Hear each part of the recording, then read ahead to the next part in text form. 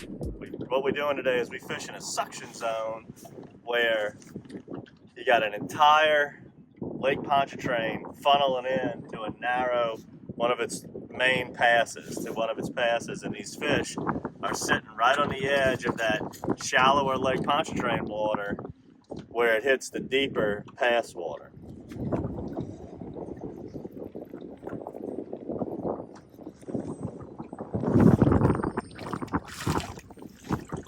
All these fish are cookie cutter size, about that 12 to 15 inch range. And throw this one in the well here. You can see this point, fine, hard, sharp point right there. And what the tide's doing is it's falling from Lake Pontchartrain, ripping around that point, and we're catching some in tight in like that 4 to 5 foot of water.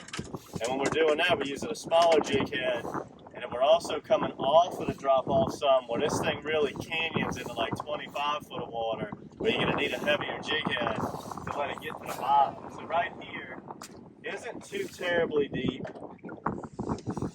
Throwing in like the current line, I can see the current line just kind of playing and moving against the grain of the wind, so I can kind of see where the main current line is. And there it is right there. There's a good school of fish sitting in that current line. You've heard about current lines your whole life. It could be a duck pond meeting a bayou. It could be an entire Lake Pontchartrain meeting a pass, but current lines are the key for school and speckled trout. And we're using a midnight mullet right here. It's doing its job. We're in the early part of the spring. Mullet's one of the main forages of speckled trout in the spring until the shrimp come in, and it's getting the job done. Let's see if we can get 3 in a row. Again, just, I'd say I'm throwing in about 7 foot right here. Already, golly, there must be a lot there. I wasn't even jigging, it was falling in the bottom when you hit it. Got a hard, pretty stiff east-southeast wind, bucking a nice falling tide. So the wind's trying to push us this way, the tide's trying to pull us this way, and the fish are hanging out right off that current line. You know, when you're fishing a hard point like this, that don't mean you got to be right up on the point.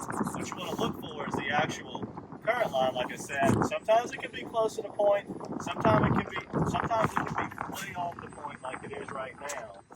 And you just want to be able to find those fish somewhere off of that point. As you can see, we're well off of it at the moment. I'm just letting it get to the bottom, just hopping it. If I had a power pole or an anchor and live shrimp, it'd be game over right here. There's a nice school of fish right here. We're just kind of covering and floating around. Some are deep, some are shallow. And we're just bouncing this midnight mullet nice and off the bottom.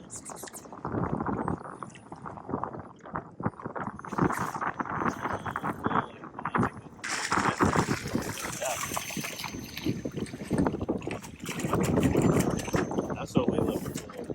That's a good fish right there, about a 2 1/4 pounder, hay laid, that midnight mullet.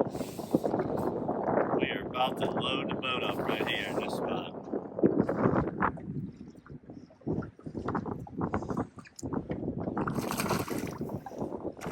Another nice one. Get him off, get it right back out there. Look, he's got my lure a little crooked. Just make sure it's always straight. Straighten that lure out. Always want to cast right where you had the last bite. That's a good fish here, baby. Ooh. Yeah, buddy. That's a nice one. Nice one. Whoa. Get a little picture on that one there. That is definitely the size we're looking for there. Give me a handful of them. Dinner tonight. Oh, and I threw him back in the water. That head right over my shoulder, baby. Shaking that in. Just showing you, whoop, that one just go on the floor, but just showing you these little birds. I don't know if they call them terns or what they are. And they're diving on little minnows, little glass minnows, maybe some. We saw the tide falling good into this pass. We actually saw Captain Dudley and Captain Hill on the far point and seen these birds dive at them. And it was no doubt that there's some serious life in here. And that's a really big point. It's something you want to take into consideration. When you see some of these guides fishing, or just an everyday angler, a weekend warrior, call it what you want. If they got a point locked up and you got a good feeling they're catching them on that point, you don't have to press up in there with them. They're telling you the type of ecosystem the fish are wanting to be in. So when I see a major point and 2 boats on it, and it was pretty obvious they're catching fish, all I did was come and find my own point that no boats are on, and hopefully I was going to catch some fish. Now, if I didn't do any good, I would have just marked that in my brain, and the next time I'm passing by and nobody's there, take a shot at it. Too many anglers will see a boat catching fish, push up in there too close, and ruin the bite for both parties, and that's just not the way you can do it. You can come slide in there with another angler, give them some space, and everybody can work on the same school of fish, but a lot of times an angler tries to shove in where another angler is catching fish and just simply ruins the bite.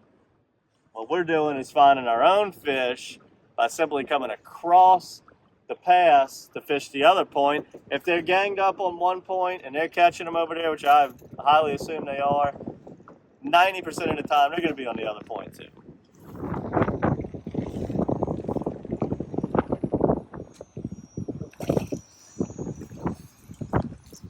Alright guys, it's getting, mighty windy today. It's getting mighty windy right now. I still want to take a peek at a few other things before I go in, before the lake gets too choppy. We're going to go ahead and leave this alone. Wouldn't call it every cast, but it's doggone good.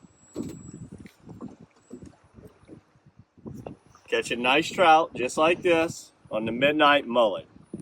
We're coming right off the tail end of winter. Water temperature went from 48 degrees up to the 60s in just a matter of 14 days. And these trout are really responding for their spring run. This was awesome, finding them ganged up like this at a suction zone off of Lake Pontchartrain using the midnight mullet. Make sure to subscribe to your monthly bait box, because you're going to get your hands on these midnight mullets.